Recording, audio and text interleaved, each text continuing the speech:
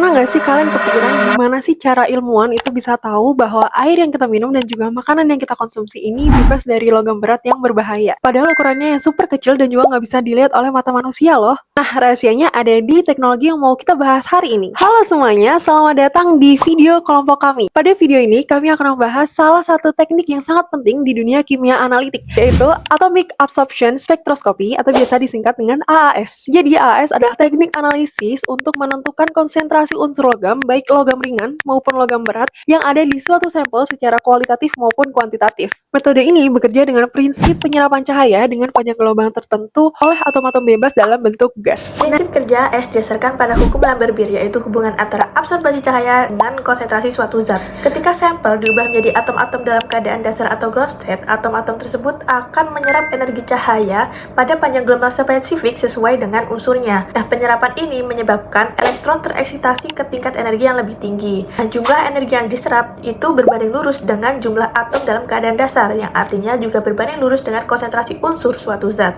Inilah alasan mengapa AAS dijadikan sebagai analisis kuantitatif yang akurat. Nah, setelah tadi kita sudah membahas bagaimana sih cara kerja dari AAS, sekarang kita akan membahas komponen apa saja yang menjadi penyusun dari instrumen AAS. Instrumen AAS terdiri dari 5 komponen utama. Yang pertama ada sumber radiasi, yang kedua ada atomizer, yang ketiga ada monokromator, yang keempat ada detektor, dan yang terakhir ada sistem pengolah data. Komponen pertama adalah hollow cathode lamp atau HCl yang menghasilkan cahaya dengan panjang gelombang spesifik sesuai unsur yang dianalisis. Setiap unsur memiliki lampu HCl yang berbeda. Selanjutnya, cahaya akan melewati atomizer yang berfungsi untuk mengubah sampel menjadi atom bebas dalam fase gas. Atom-atom ini akan menyerap sebagian cahaya dari lampu. Cahaya yang tersisa kemudian masuk ke monokromator yang berfungsi memilih panjang gelombang yang diinginkan dan mengurangi gangguan dari cahaya lain. Setelah itu, cahaya yang diterima oleh detektor biasanya berupa photomultiplier tube atau PMT yang mengubah energi cahaya menjadi sinyal listrik. Nah, terakhir itu ada sistem pengolah data yang mengubah sinyal listrik menjadi absorbansi dan konsentrasi unsur yang ditampilkan dalam bentuk angka atau grafik. Dengan demikian, 5 komponen tersebut bekerja secara berurutan untuk menghasilkan analisis unsur yang selektif dan akurat.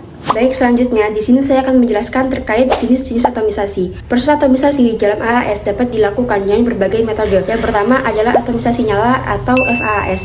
Dalam hal ini, sampel dikabutkan dan juga dibakar menggunakan campuran gas seperti udara asetilen untuk menghasilkan atom bebasnya. Metode ini paling sering digunakan karena mudah dan juga cepat. Lalu yang kedua adalah atomisasi tanpa nyala atau GFAAS. Dalam hal ini, sampel dipanaskan dalam sebuah tabung grafit. Metode ini dapat meningkatkan sensitivitas 1-3 order besarnya dibandingkan FAAS, sehingga sangat cocok untuk konsentrasi sampel yang sangat sedikit. Lalu yang ketiga adalah metode pembentukan uap.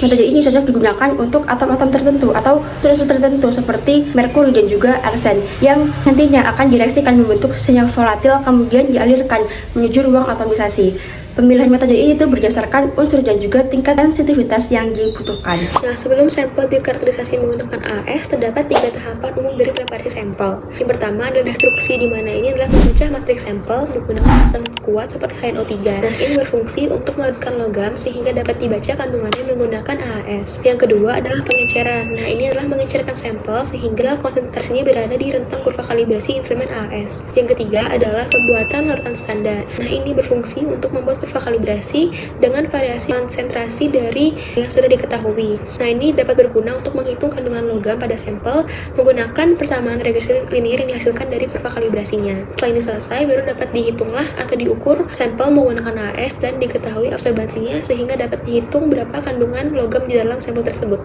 AAS itu memiliki aplikasi yang sangat luas. Yang pertama, di bidang lingkungan, di mana di bidang ini AAS itu digunakan untuk analisis kandungan logam berat seperti Pb, Cd, Hg, dan AS pada air, tanah, maupun udara. Yang kedua, di bidang pangan dan pertanian, yang mana pada bidang ini AAS itu digunakan untuk penentuan kandungan mineral makro dan mikro pada bahan pangan, misalnya analisis kandungan Fe, Zn, dan Mg pada tanaman. Yang ketiga, di bidang klinis dan farmasi, yang mana pada bidang ini AAS itu dapat digunakan untuk pemeriksaan kadar logam dalam cairan biologis seperti darah dan urin untuk diagnosis maupun kontrol kualitas obat. Sebagai kesimpulan, AAS itu merupakan teknik analisis yang andal, sensitif, dan fleksibel untuk berbagai jenis sampel. Dengan terus berkembangnya teknologi seperti Continuous Search AAS itu akan tetap menjadi salah satu instrumen utama dalam analisis unsur logam di masa depan. Nah, mungkin sekian video yang dapat kami sampaikan. Terima kasih sudah menyaksikan video kami. Wassalamualaikum warahmatullahi wabarakatuh.